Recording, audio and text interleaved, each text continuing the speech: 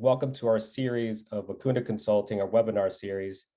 This is one of many series of various topics that we'll be discussing. And today's topic is one that could possibly resonate with very much most of us. Hopefully you've received our content through our mailing list. If not, please subscribe or learn how we could be able to provide you additional content. And in today's session, I'll be joined by Christine Ayak, our learning strategist and also VP of Learning and Development here at Acuna Consulting. And our topic for today is going to be talking, where are we going? The fourth industrial revolution and the future of the workforce.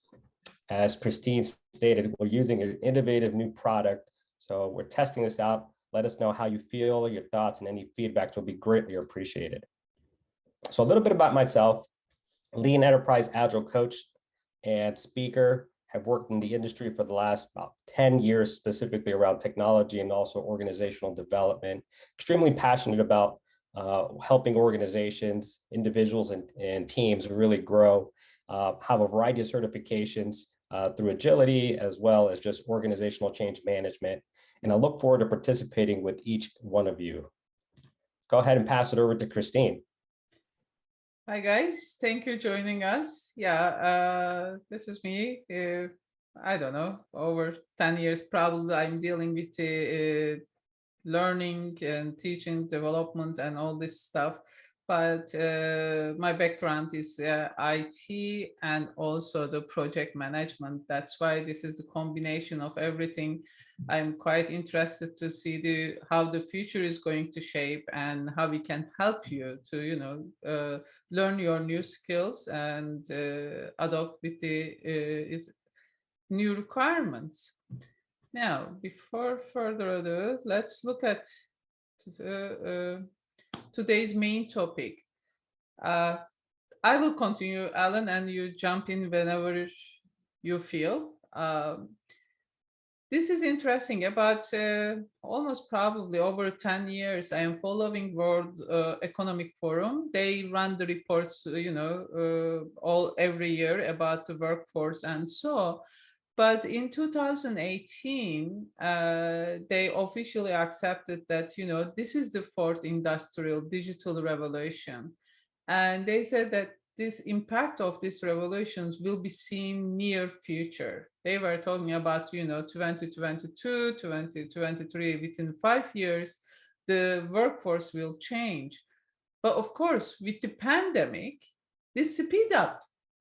You see, workforce is already changing and everyone was planning to, you may know as well, you start to go office every day, when I start working, and gradually, I was going to office 2-3 days a week. But with the pandemic, this speed up, now everyone is working from home, kind of. But of course, this brought up to new technologies along with the requirements of the new skill set. That's we are going to talk about today. Alan, do you want to say anything? No, I think I will complement exactly what you're saying, kind of saying that with changing times, we need to also evolve our skills. So, I mean, we all kind of remember the days without internet, cell phone, and Google, and like most likely we will all say no. And ideally, those are kind of tools at our disposition that help us lead and navigate the world day to day. Well, imagine if you didn't have those tools nowadays, and if your skill set was just really the same and it stayed bland. Well, ideally, these are the things that we'll be talking about, and how do we keep up and thrive in a disruptive market? Yeah, that's why today's our goal is to talk about all this, the impacts and effects and how it's going to impacting you. That's why we have a very simple agenda for you. But I like to start with a little bit history, because I believe that you should know the history if you want to look at the future. The reason that we are talking about industrial revolutions, because as you can see from this my lovely image over there I try to create, and with Alan is playing on it right now. This is the idea, 1700s, they invented the steam engine. And then about 100 years later, electrical power, and then 1900s, computing and IT. You see, but with the 20th century, now it is not going to linear anymore. It is going to every way that you can imagine. But that's why it's bringing to really the new structure, new requirements, new skill sets to continue with this. And also keep in mind that the speed of the current transformation is really, there's no historical precedent. It took centuries to invent steam power. Think about it. You know, it's the revolution, industrial revolution starting in 1700s. And then, you know, with a certain period of time, when you look at exactly the dates, actually, you will see it takes 100 years, but and then 80 years. And then, you know, with the 20th centuries, actually, these technologies, quantum computing, big data, artificial intelligence, is keep coming and it's keep changing. You see, we were discussing quantum computing. Now we are talking about more fusion of technologies, you know, where they are all combined together. And on that, I just want to remind you that our upcoming 4 webinars will be actually concentrating on all these topics. Okay, the human sides to, you know, the coaching versus the privacy versus the digital transformation, and the other methodologies as well. That's why there is important reasons for this, but it is important to understand that there is like no end to these inventions. It is just going to be much bigger, much faster. That it will be, you know, if you stay as it is, there is no way you will be able to catch up what is happening on this. That's why we are in the 4th industrial revolution and we are going really fast forwards. Alan, anything to add? Yeah, I think it can kind of be really summarized in kind of saying the science fiction of yesterday is the reality of today. This is what we have right now, right? So everything that we read and kind of have explored or actually have thought about in the past as can be, it's really being done. So ideally, that really resonates with this particular history and how things are going to be evolving. So it's no exaggeration to say that the 4th industrial revolution will change almost every aspect of our lives. So we have to be able to be sure to go ahead and kind of understand those implications and stay ahead of the curve. Yeah, thank you. I mean, a couple of things is impacting, of course, this change. First of all, the internet, high-speed mobile internet. Probably you all know that, you know, especially in the third world countries, there is no more home phones. You know, they just skip that technology, move to the mobile internet. They have cell phones more than the home phones. And eventually, even actually, we gave up, you know, we don't have home phones, we have the, you know, the mobile phones.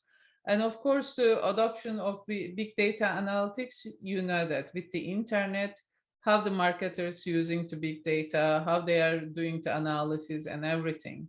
Of course, the cloud technology, it is something, the size becomes is really incredible. You know, I remember 30 years or more than 30 years ago when we first implemented the IBM system, AS400 at General Motors, one of the General Motors factories.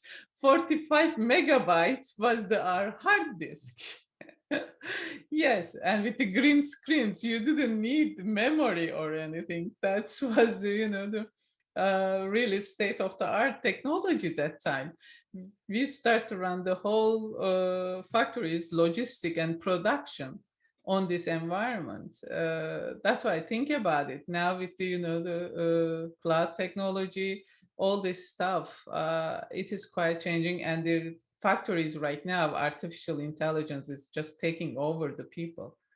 You know, it is interesting evolvement, maybe, if it is the right word to say. Yes, I'm just moving to next. Alan, if you want to jump.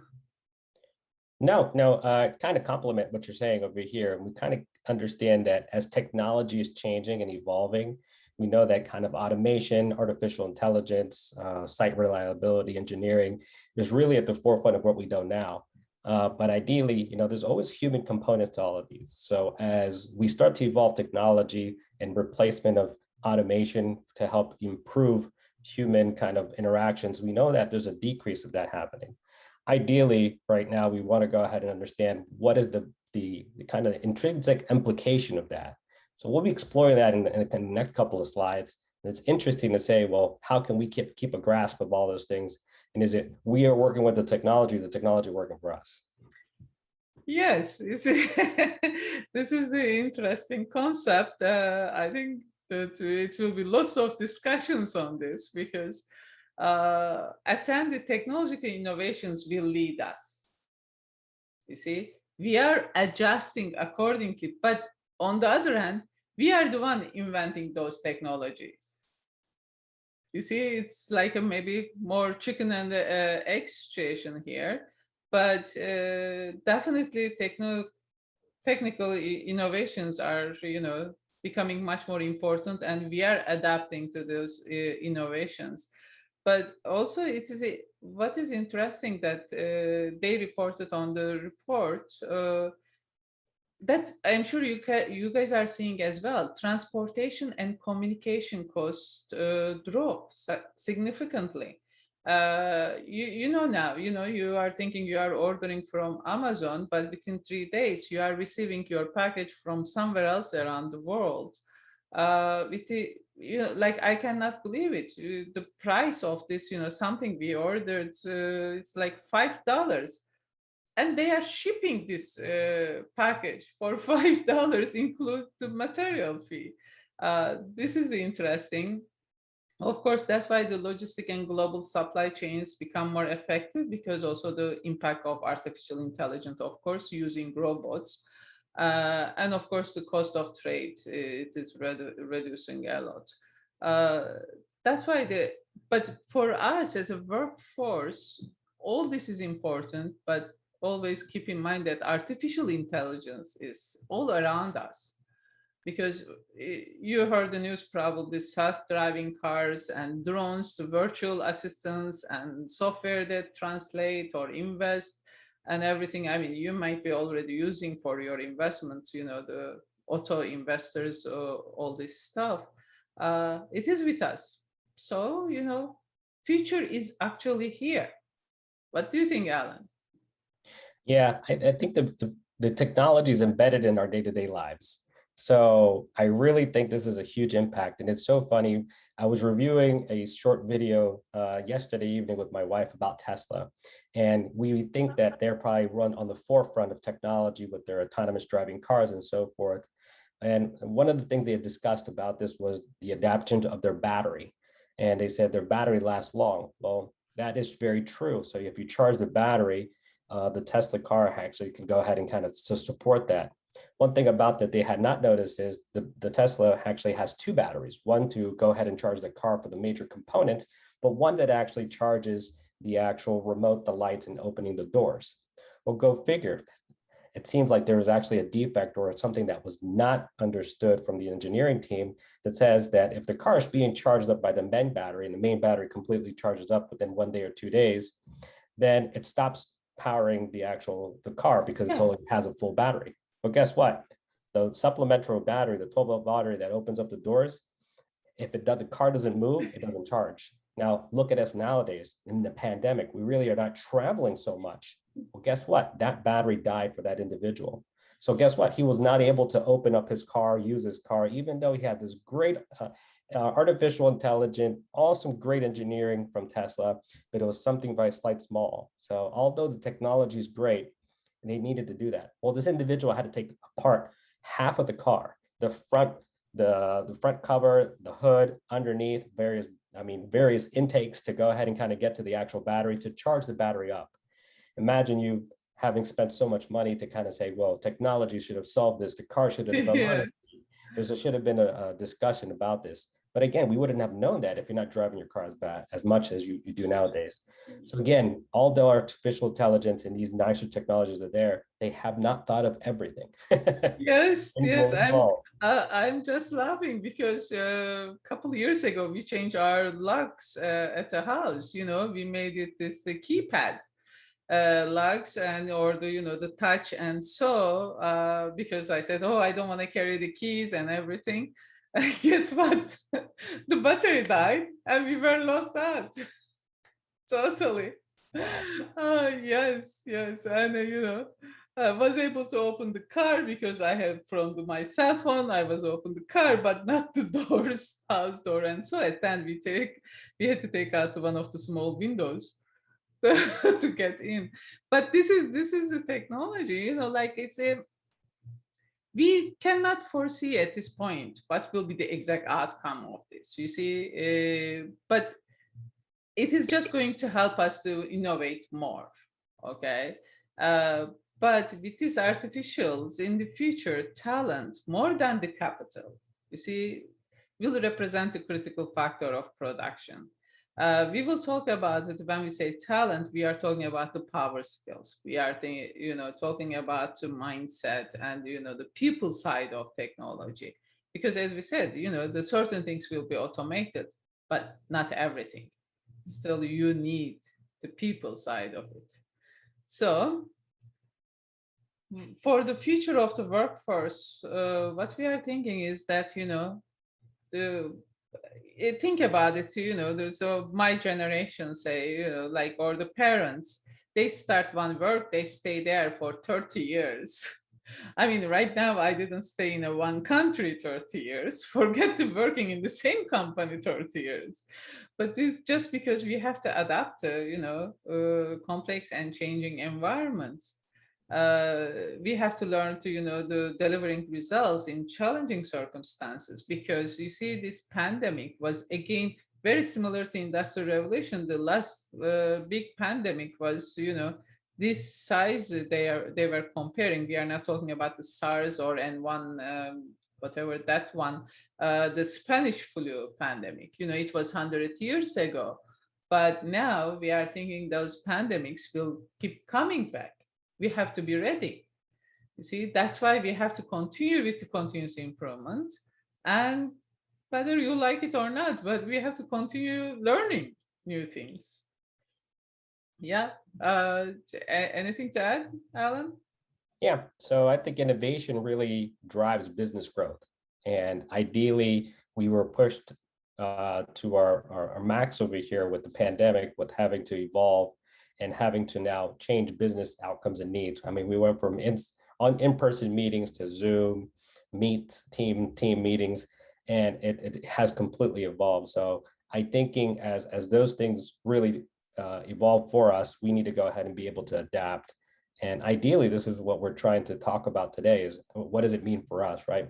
So if it's skills, is it technology, where is it taking us, and how will we be able to go ahead and be able to adapt to it? Yeah, definitely, because at the end, they reported the same way. They said, if you cannot adapt, there is no future, actually. They reported saying, with the current in 2018 numbers to 2020 numbers, they concentrated a little bit differently. But they said over the 50% of employees will require upskilling. It means they have to learn the new skills, because the current skill set will not be enough. You see, that's why whatever you are doing, whatever you learn, it won't be enough. Even that, I was making always joke about this accountant and versus the IT professionals, because the accounting is invented 500 years ago in Italy. Is the same debit and credit 500 years they are using. It is incredible. Think about it. What I studied 30 years ago, I, it is nowhere to be found. You see, you will never know what they were teaching us that time. But it is important. But now is no, even the accounting is changing. because the world is changing now, because we have the bitcoins, we have the global economies and all this stuff. It is changing. And but according to them, the second important, as you can see, almost 10% will require reskilling lasting 6 to 12 months. It means just attending one course will not be enough. You have to do more than this. You have to get to, additional continuous education degrees, or, the additional certificates, which will take more time. And maybe you will go back to the college. That's why, they are saying 10% will require more than a year. Maybe you have to go get the new degree, or participate in new program. It is interesting, but it is here. Alan? Yeah, when I think about the workforce and the workforce that's up and coming, aside from the different things that you talked about, Christine, I'm always a great enthusiast and early adopter of technology. Probably the first ones in our company and our friends and family that is trying out new things. But sometimes I wonder whether the inevitable integration of technology in our lives could diminish the essential human capacities that we actually are really take in, which is compassion and collaboration, right? So our relationship with our smartphone is one point in case, right? We rely on it. It's almost like our digital pacifier.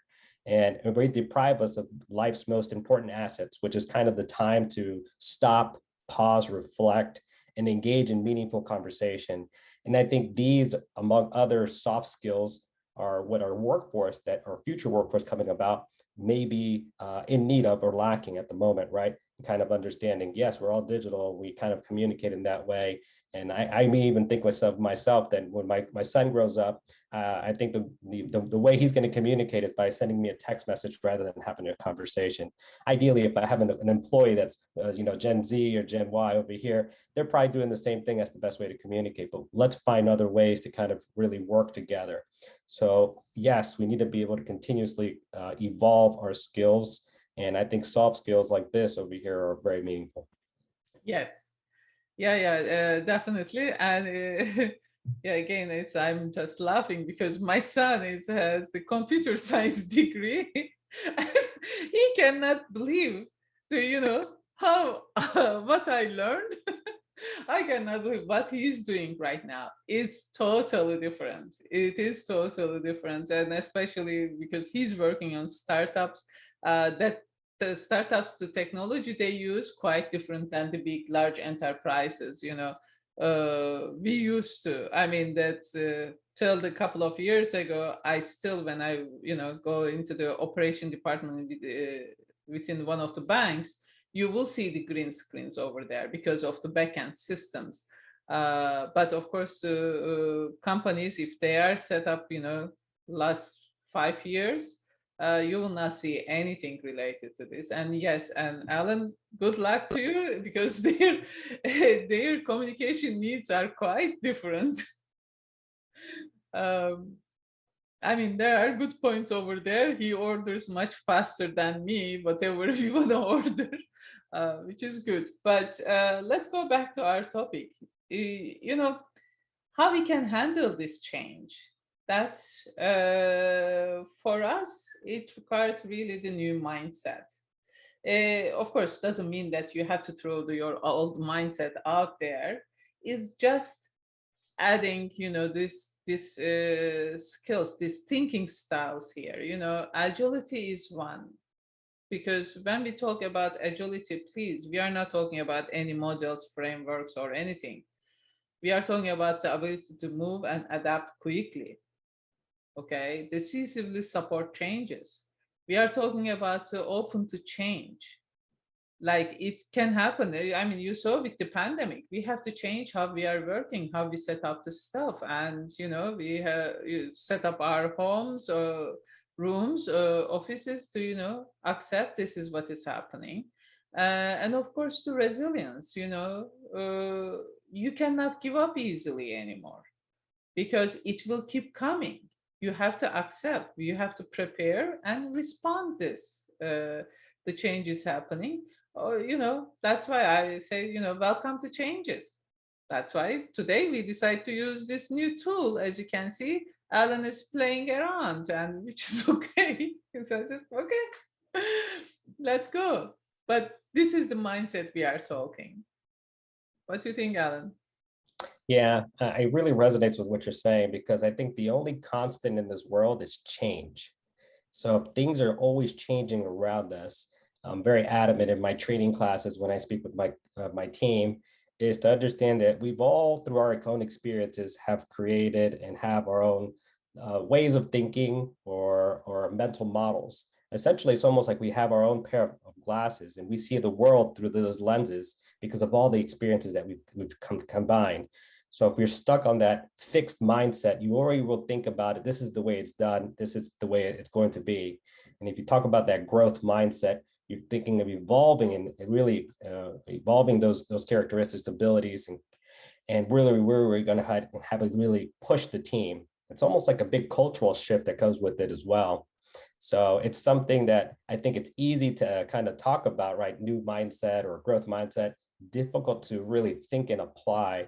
And ideally, in our world over here, we're really evolving because if the only constant is change, then we have to always be transforming, right? Transformation is key, and we're always doing this. I think we're doing an okay job so far, but overall in the world, but obviously things, different nations, different countries could definitely evolve better or further or so forth. And I mean, it evolves in not only just business, but technology and so forth, right?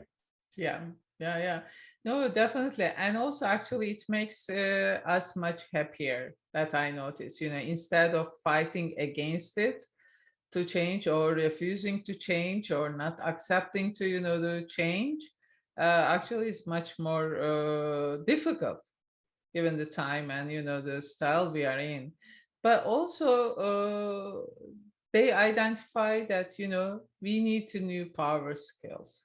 Power skills is the interpersonal skills, or the soft skills. There are a couple of different names, but this is the idea. And one of the actually presentation, we had the opportunity to ask the people to, choose what they think. And so this is the image of this. You see, because majority of said that leadership, the reason being because we were discussing the management versus the leader. Actually is not or management or the leadership or and it is not like that. The management now or the future is going to be quite different. You can manage resources, not to human resources, but you can manage your office space, you can manage your tools, to techniques, systems, and so forth. How many cars you have, this kind of stuff. But to lead, you need to lead the people, your team members. But even if you are the team member, you need to understand, become a leader, because this is part of the empowering yourself. Start taking ownership of what you are doing. But of course, the leadership doesn't come by itself. It's the conflict resolution, negotiation, collaboration, active listening. These are all part of the new power skills. You have to embed it. And also, old timer, we were saying, oh, if you are an introvert, it is good for you to be in IT or do use mathematical concepts. And so now this is also changing. You see, whether you are in IT or you are in business sales, and so everyone needs to learn something. Be those skills. You have to learn to be active listener, and you have to improve your emotional intelligence. And so for this, actually, if you guys watched SNL last Saturday Night Live, Elon Musk was over there. Actually, I was going to say, Alan, when you mentioned Tesla, uh, he has Asperger's syndrome. It's the type of the autism. It is not easy for him to communicate, but he learned to communicate. You see, it is interesting. It is difficult. It was quite interesting, actually. They did great job. And if you listen, follow the Elon Musk, you will notice, of course, he has some weirdness, but it comes with the the high level IQ, I think. Um, but that's why this is the key now. You cannot just say I am this way anymore.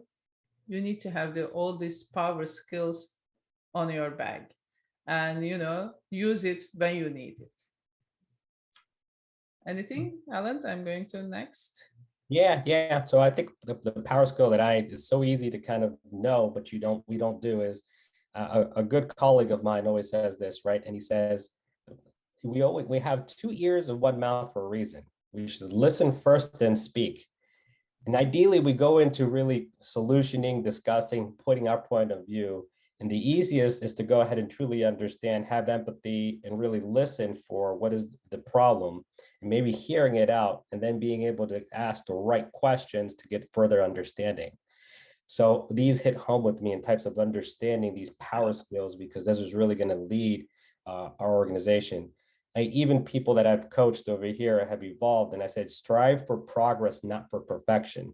And that's what we're trying to do. They may want to go ahead and be really proficient in a particular skill, but I say, let's do just enough and evolve, and we will pick it up.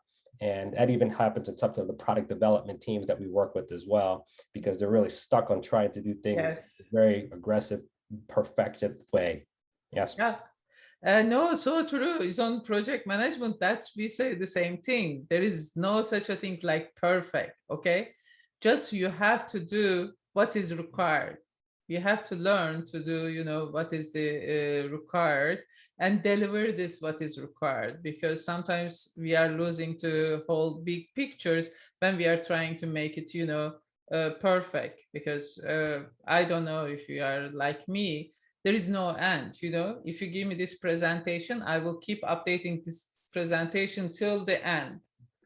There is no end for me. That's why I put myself a time box and saying, okay, that's it, I'm done with this presentation. I will not look at it again, because every time I look at it, I update. But this is Alan, you were absolutely right. But that's why it brings us to do our last on this group. It's a topic, continuous learning.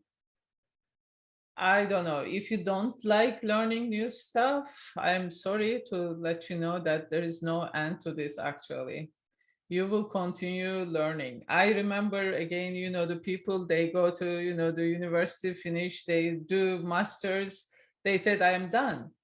And the truth right now, it is nothing done. I mean, I got my latest, the last year I got another, the coaching certificate that we will talk about in the next webinar. But this is continuous learning, because it is important to learn the analytical thinking. Any program you join, it will help you by divergent and convergent thinking. When you can use those skills, thinking styles become important. You see, when you are trying to find the root cause, you should start with divergent thinking, which is gather all the information. But some point you have to stop, and you have to convert your thinking to get to the point, find the root cause of the issue. This is important. And of course, the elaborative interrogation is the important, because you start with something small, and as you learn, you add more skills. That's why this is part of the continuous learning issue, that, you may join one of the classes, understand the fundamentals of the concept, and then you may need to add more on it to become a practitioner, become an expert on this topic. And also accept that your learning, it is not just start and stop. Okay, your learning will be spread out to the more sessions, and over the time you may change your direction to fit to what you are expecting, and also what expectation from you. You see, that's why it is no more linear learning anymore. And you should become, as Infosys president said, lifelong learning. Unfortunately, there is no end. That's why you should reach out to us and get what we have for you. Alan? Yeah, I think our brains are just complex adapted systems. So we're currently always in a way of trying to make synapses or kind of connections. Every time I tell a story, or every time you say certain words, my mind tries to put significant experiences and tries to connect them to dot to dot so I can be able to resonate. You might be kind of doing this at the moment. Yeah, that's kind of very true, right? I've had this experience before. I can trigger it and it puts those experiences together. Well, as we learn and as we continue to evolve, we need to go ahead and understand that we need to be able to go ahead and take in a lot of information and continuously evolve. So I think continuous learning is great because opens our mindset up, it opens discussions, and it opens kind of even constructive conflict where we be able to go ahead and kind of really discuss certain parts and really thrives on innovation, right? So I think continuous learning is all aspects of those things that help us really thrive in these new digital environments. Yeah, it's correct. And also keep in mind that, the conflict is good, actually. The certain level of conflict, it is good. It means that everyone, participating, giving their ideas. And it is very normal that we don't think all the same. Because if we are thinking all of us the same way, we will not do any invention, as you said. You need opposite ideas to enhance, and that's why, I mean, the couple days ago I attended one demo. It brought new ideas to my mind, like it was great, but I'm not planning to go with that tool. Actually planning to get something better, but this is the whole idea. But that's why the continuous learning will help you on this. Thank you. All right. So, what we are trying to say is here that a clear understanding of what is coming helps you to manage what you need to learn to stay relevant. I strongly recommend you to find the work economic reports, forums report, and see. We will have more webinars on this, we will discuss, but it is really, when you see what is coming, it makes much clear where you want to put yourself in, adjust your skill and, decide what you want to do, but we'll give you some action plan ideas as well. Alan? Yeah, and as you think of this, even as a enterprise approach organization, I would say to be a learning organization, knowledge capture and sharing needs to become embedded in the organization's DNA. And really, it's up to everyone's responsibility to kind of share that and kind of hold them accountable. And with our collective experience, we can be able to go ahead and really thrive to be something bigger and greater. And I think these are what some of the great organizations of today and tomorrow are going to really go ahead and kind of prosper because of that. And think about even kind of this digital transformation in itself. It's really going to be really exciting in types of the new innovations that are coming about. But learning is a key part, and it's not only just to the organization, it's those teams and individuals. Yes, definitely. Actually, we are almost the end. But what our recommendation is to take control of your learning journey, because every organizations, everyone has different objectives, different strategies. Sometimes if you are expecting HR department to choose for you your learning journey, it might be not fitting what you want to do or not be suitable for you.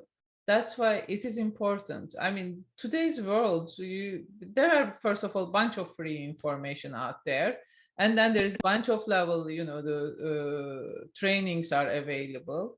In our organization, we have different versions of the trainings, and so, but decide what you want to learn, where you want to be in the next 5 years. You see, this is within a week. You should search and decide, and don't afraid of being wrong. Actually, you can always change. You can add stuff. As I said, most of the time I will start with something and then will bring some other ideas to me, and I will jump onto the other topics, and so that's why it is not written a stone.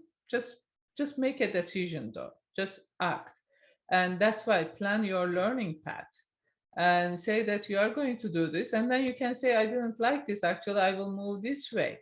But at least then you will have much more clear idea what you want to do. If you don't do this, you will never know. You will be still thinking about it. That's why.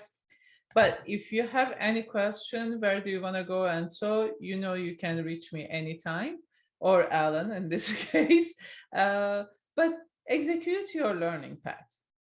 I think in today's world, the money is not the issue anymore, and availability is not an issue anymore as well. Bunch of e-learning opportunities, bunch of online trainings, and everyone is giving something, and to just find your niche. Uh, yeah, this is from me, Alan. Absolutely. I think everyone can be able to be accountable for their own learning experience. And I'll talk to you really what I do, right? If I take on a new trait of a new characteristic of a goal that I set to learn a particular skill, and one of the easiest things that I have done is research the skill and then being able to watch either a short YouTube video on the skill that someone else has done, or even watch a TED Talk. And some of those little small things that you do day by day can really evolve. And obviously you can time the length to your time box, but those things really keep top of mind. And if you really want to become more proficient at it, then find ways to go ahead and join meetup groups or certification programs that really kind of really hyper focus on those things. But some of us will probably just lean on those. Let me get more information. I want something brief and short to be able to read, maybe like a TED Talk or a YouTube video or a small way to do a micro learning. And so I think that's a good way to kind of do it. So that's my tip to you is if you want to start something, start small and then evolve it to be big. And it's so much out there in the world today that you can be able to pick up almost anything as a new Yeah. skill. No, it is true. That's why, I mean, we are just opening up for the questions, if any. But it is open right now. That's why I do the same thing. I look at the YouTube. It's incredible amount of information. But that's the whole idea. But okay, we have our first question from Christina. How did the digital revolution influence project management? Ah, Christina, okay, this is very interesting because actually I pick up the 2018. You know what they said? The standard project management will be gone.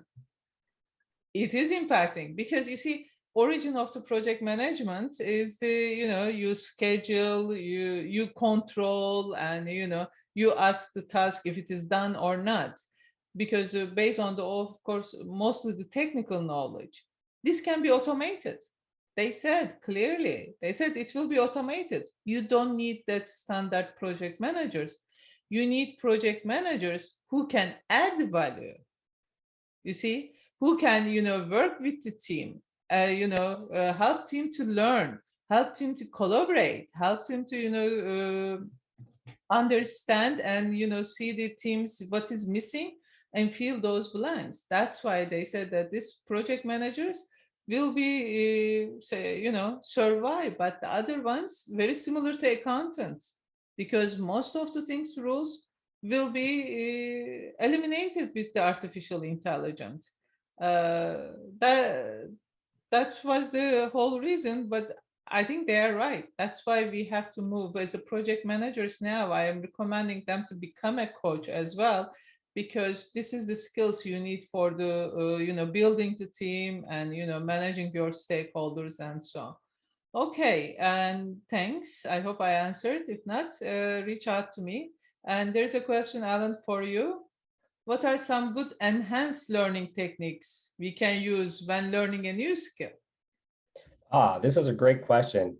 I'm really extremely passionate about accelerated learning techniques. And this is something that an author over here called Sharon Bowman, she has a course called Training from the Back of the Room.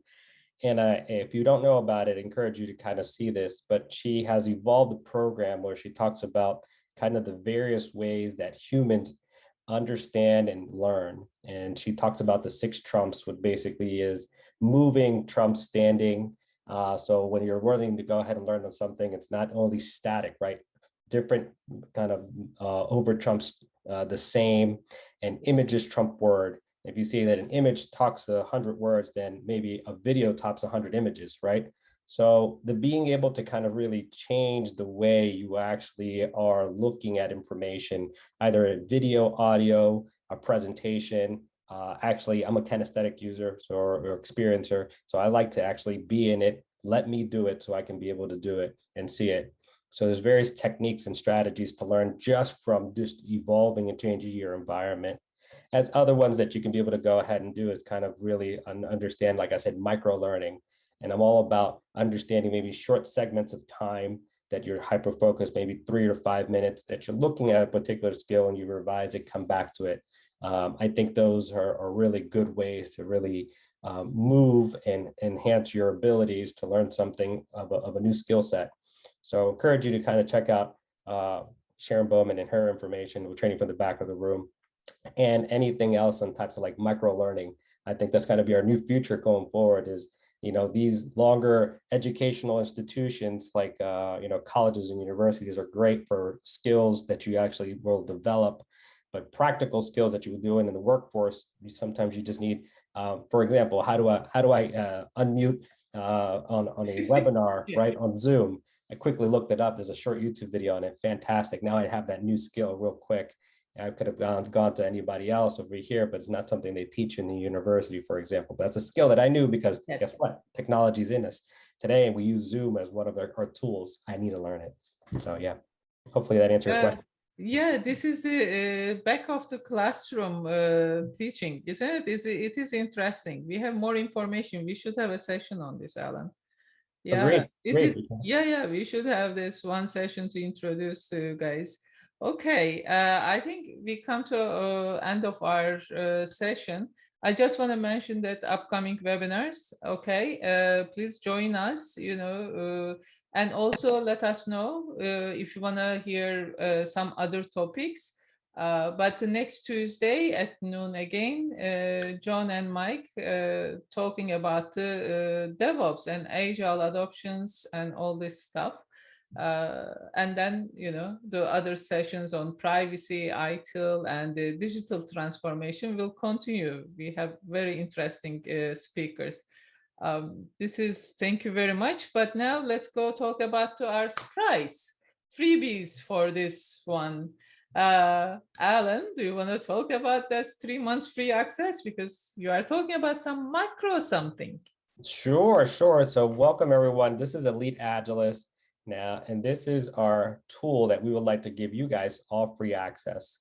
Elite Agilist is essentially a software development platform that basically allows you to get any type of new information and types of short videos, templates, video tutorials on anything related to organizational change management, agility, human resources marketing, and all of the terms of Agile. So we've kind of developed a library of resources that you could be able to come in and see and really download, view at your disposal. Think about these as micro learning that you could be able to come in and actually say, great, how do I run a effective meeting, right? Effective decision making, convergent divergent thinking, understanding emotional intelligence, things around leadership, even items around kind of like product management, and then actually evolving and how to do release planning and so forth. Short little tips, techniques, and tactics. We have curated a lot of this for you in a very interactive, engaging way. So look forward that you guys are able to join by using the link. You could be able to use this specific link, which we'll put in the chat box as well. You can all sign up and you have 3 months free access. Afterwards, it's a nominal fee about $14.99 monthly going forward. But ideally, reach out to us if you have any questions, concerns, or setups, or even walkthrough of the actual application, something we just evolved and launched out, and we look forward to you all engaging. Yeah, thank you. And we will share the slides with you guys. You will have the link as well over there. And this is direct link. If you use this link, you will get your 3 months free access. Because if you go to the site, you will not recognize this. That's why we recommend you to give it a try. I am a member, I'm using it. Yes, there are interesting stuff. And actually, thanks to team, they are keep adding new stuff every day. So is there any question? Anything else? Because this is actually us. This is our presentation. We are on time because we want to finish less than an hour. It is here. You see all our how you can reach us, but also you have our emails. You can reach us. Any question? Thank you joining our session. Thank you very much. Alan? Thank you all. I look forward to seeing you in our future webinars. We have a variety of different special guests that are coming around to talk about multiple different domains of knowledge. So we look forward to seeing you in our upcoming webinars. Thank you again for joining our webinar series and have a great day. Thank you. Bye for now.